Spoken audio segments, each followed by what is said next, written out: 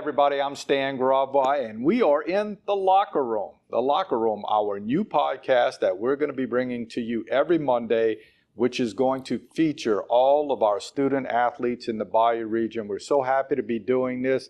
It's a passion of the Community Sports Institute here at Terrebonne General, and we want to make sure that those kids get the just due that they deserve.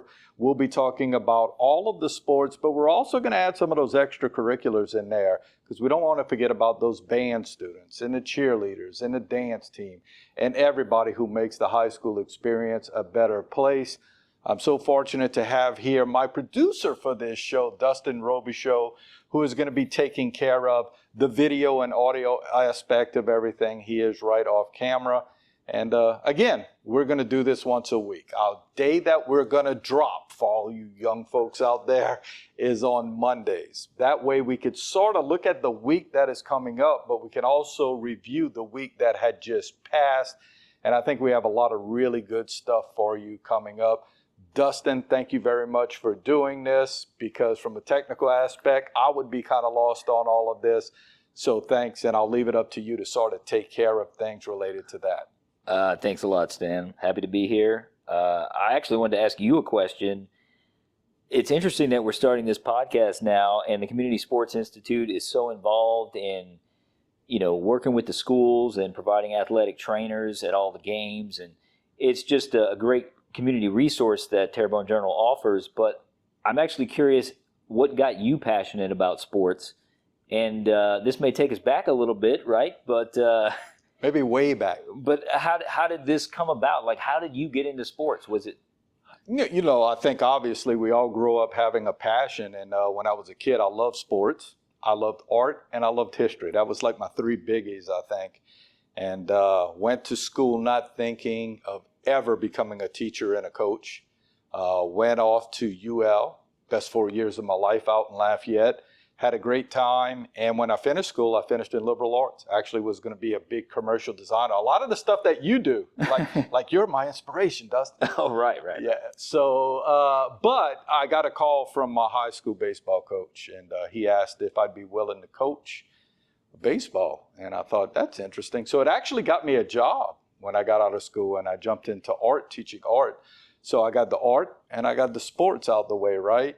And I got to tell you, I think the passion came. You asked about the passion. The passion came because one day I was in the teacher's lounge, and there was an English teacher there, and she didn't like sports. She was very much into like the academia of high school, and she kind of made a comment about sports, and I respect her very much. To this day, I respect her immensely. She was one of my teachers when I was in high school. But she made the comment negative towards sports. And I told her that she probably didn't realize what it could do for her in the classroom and what lessons are taught through sports and what sports can bring to the table related to discipline and being on time and tardiness. And by the way, and I don't want to say her name, I said, Miss such and such, if you have a kid in your class that is on my football team or my baseball team, send them to me when you have a problem with them. We'll take care of it. And she started to do that, and she said, yeah, this could be a good thing. So I just found that it makes for a better, well-rounded person. Time moves on. I was fortunate enough to get a job here at the Community Sports Institute, where I was a director for some time, and I had an avenue to kind of do these things. Martin Falls always gave me an avenue at HTV. Enjoyed that when I worked there, and still do a little bit there through Sports on the Bayou. Different radio that I do on the weekends. It's always been a fun thing. Always been a fun thing. So yeah, I have a passion because the kids are trying to do the right thing. And by the way, the nice thing about this podcast is it ain't got nothing to do with the Saints and LSU. I love the Saints and I love LSU and I love Nicholls State University. Some of the coaches there I consider friends. But that's not what this is about. So we're not going to talk about the Saints firing their coach in the middle of the season. No. As much as I would love to go on a little rant about that, no, that's not what this is about. This is about shining a light on our kids on the high school level, for sure. That being said, do want to mention, we just sort of found out recently, because of the weather, because it's unbelievable that we're worrying about storms in November, a lot of the high school football games scheduled for for Friday night are going to be Thursday night now.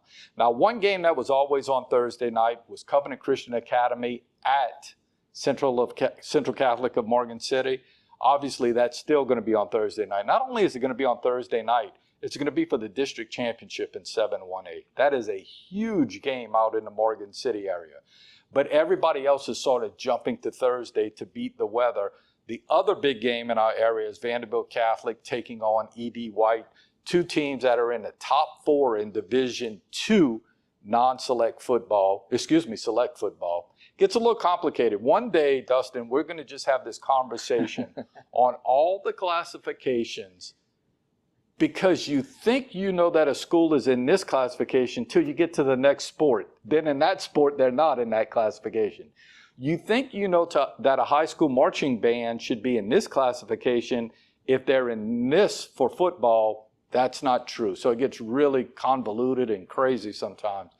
But nonetheless, a lot of those games on Friday are being moved up. And we got a lot of teams that are getting ready to go to the playoffs. We certainly wish them well. And just real quickly, Terrebonne, HL Bourgeois, Central Lafourche, and Thibodaux, all in Division I non-select, have a chance to get in the playoffs. As a matter of fact, Terrebonne and HL are in. I think Central Lafourche is going to be in. Thibodaux's going to have to beat Destrehan. That'll be tough. We'll see what happens with that. Then you go down to District 8 4A. Obviously, Vanderbilt Catholic and E.D. White are in. They're in the top 4, and when they play each other on Thursday night, one of them's going to move up even more, and the other one I don't think is going to fall very much. South Terrebonne has a great chance to get in. As a matter of fact, yeah, they play in Assumption. And, you and I know a lot about that. Used to be a place we were at and everything, so they have a chance to get in. And Assumption, I think, would have to beat South Terrebonne to get in. But I think even if South Terrebonne loses, they are in. Homer Christian on the outside looking in. Boy, the Warriors had a tough year this year, but it was a rebuilding year for them. And finally, we just mentioned CCA with a big game. They're going to be in. No matter what happens, I mean, they're 9-0 right now. They're having the best year that school has ever had. So congratulations to all of our football high schools. They're doing well. I can't believe it's week 10. It's crazy. Feels like we snapped our fingers and the season is over and it's done. Like the regular season is done. But again, fortunately, we got a lot of teams that are going to be going into the playoffs. And by the way, speaking of all of that, every Friday morning we do game day over at Joe's Coffee Shop, which is presented by Terrebonne General Community Sports Institute. We always have a coach on who talks to us a little bit. So if any of you folks out there ever get the chance, tune in on Friday mornings from 7 till about 9. And we'll be talking a little high school on that also. Looking forward to that. Yeah, we have a nice show next week, though. I like next week because this week we kind of got to sit down and we just kind of off the cuff. Next week it ain't going to be off the cuff. We have all of the basketball coaches coming in later this week, and they're going to give us a preview of their upcoming season. And I think it's kind of witty of you and these marketing people came up with the title, Countdown the Tip-Off. So we're going to have all the basketball coaches from our local area, from the Bayou Region in, boys and girls basketball coaches, and they'll be chatting with us about what they expect this upcoming season. I look very much forward to that, as it gives us a little insight to what those coaches might expect this year. So I can't wait for that to happen. And basketball season is here. Whether we were ready for it or not, basketball season is here. What's the start date for the season?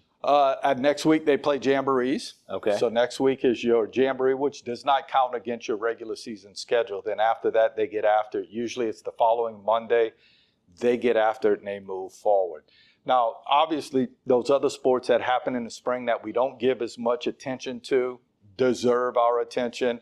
In swimming, you're kind of wrapping things up right now. The big state meet is in Sulphur, and that's 1 week before Thanksgiving.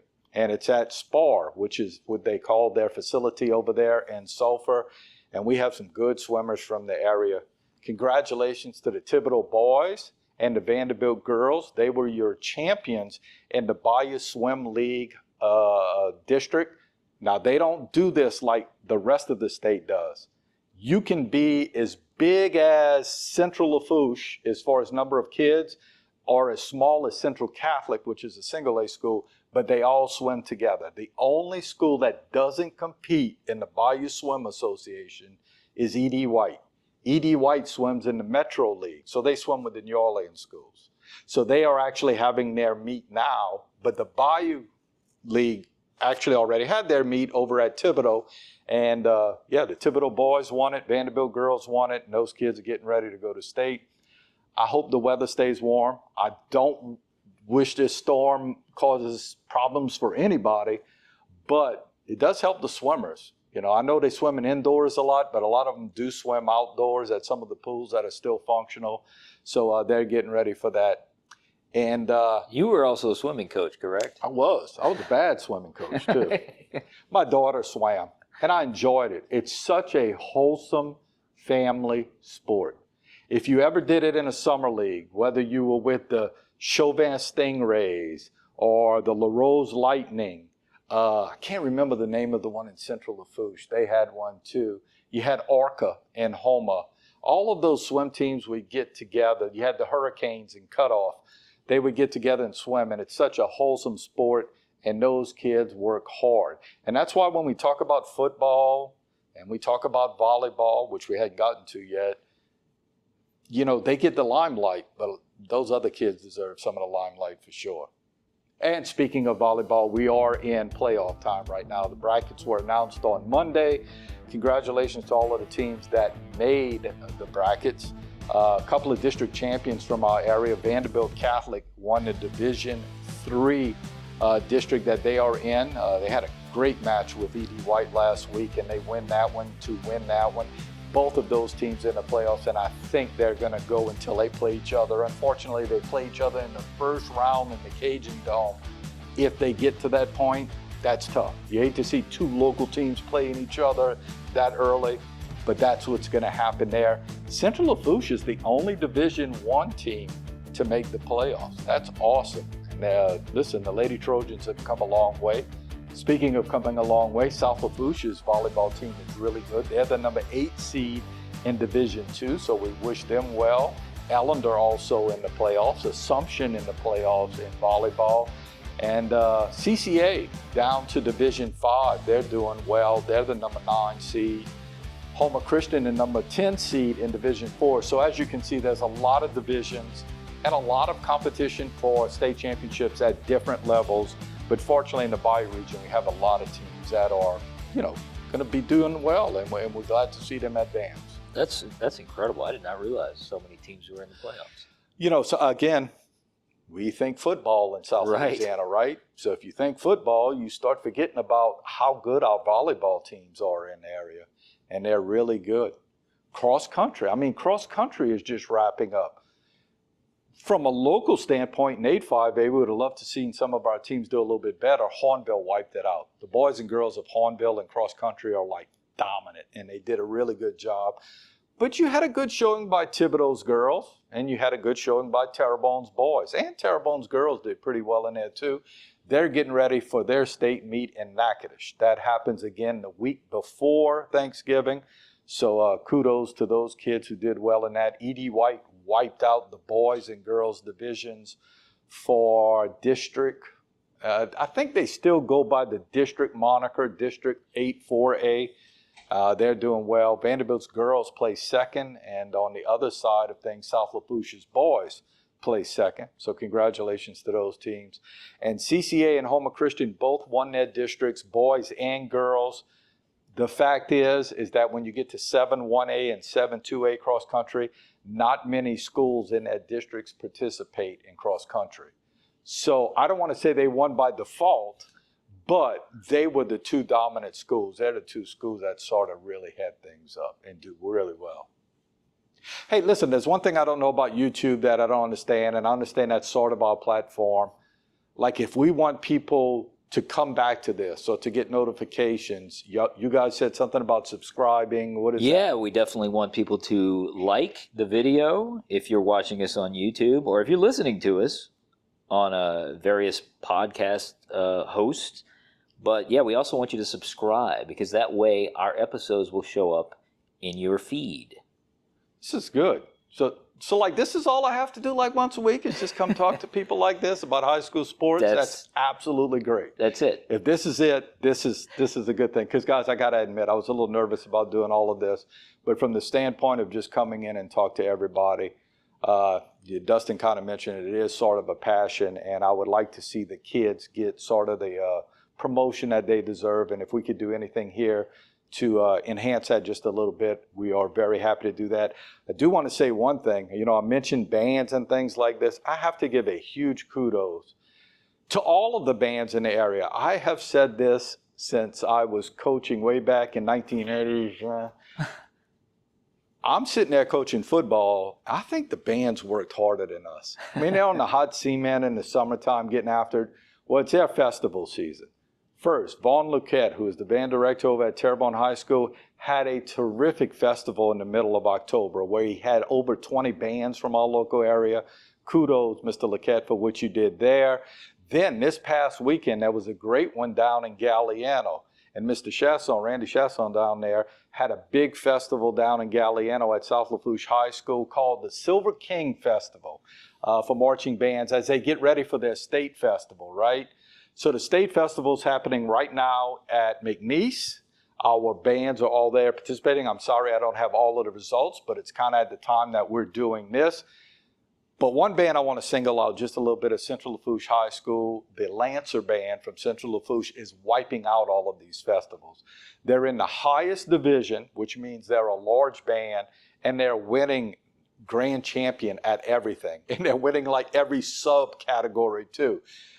They did it at the South Lafourche Festival, again, the Silver King. They did extremely well at the Terrebonne Festival back in mid-October. And then they went to the Toyota Invitational in Lake Charles last week, and they won that against some of the best bands from Louisiana and Texas. And I think there was a couple of bands from Arkansas there also. So congratulations to that crew because they're doing extremely well, and they work really, really hard. So we appreciate everything that they're doing. So impressive. And I think it's time we wrap it up. We have told the people enough to get them introduced to what we're doing and what we plan on doing. Again, every Monday, we're going to drop this. You want to tune in next week. Next week's edition is going to be a little longer because it is countdown to tip-off, and we will have a nice feature on every single basketball coach in our Bayou region, and I think you're going to enjoy that a whole lot. And again, subscribe, because I think that'll get you to this. And if we can do anything to enhance high school sports in our area, we're going to do it. And we hope that you're here with us every week. On behalf of Dustin, I'm doing this right, Dustin? On behalf of you and everybody in marketing, thanks to the marketing department for kind of getting this together. When we say this is called the locker room, it's because we're doing this from the locker room, folks. And again, anything we can get out about the high school kids, that's what we're going to do. And we hope you join us every week.